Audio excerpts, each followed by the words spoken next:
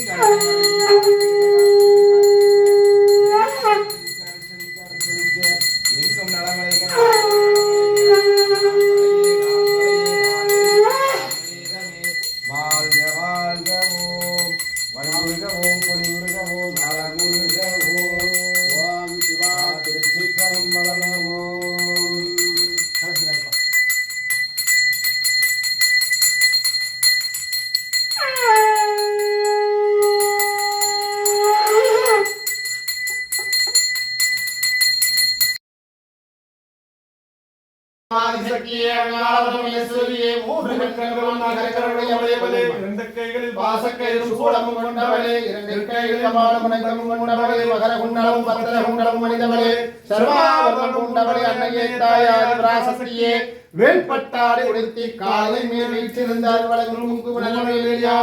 தலை தெலுங்க